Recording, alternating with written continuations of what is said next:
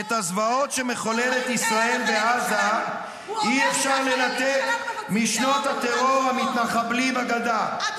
כפי שאמר דוד גרוסמן בריאיון לעיתון לרפובליקה, ואני מצטט: במשך שנים סירבתי להשתמש במושג ג'נוסייד, אבל כעת, אחרי המראות שראיתי ואחרי שדיברתי עם אנשים שהיו שם, אינני יכול שלא להשתמש בו. החברה הישראלית חייבת לברר עם עצמה האם היא מסוגלת להתנגד לזירי הג'נוסייד, השנאה וההרג ההמוני.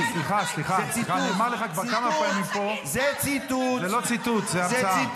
זה המצאה. זה ציטוט של דוד גרוסמן. אני מבקש שתעצור. ומה הם אותם זרעים אם לא שיח העליונות היהודית, הכיבוש והטרור היהודי שהפך לנורמה ומקור להעלת שקט. טלי, יושב.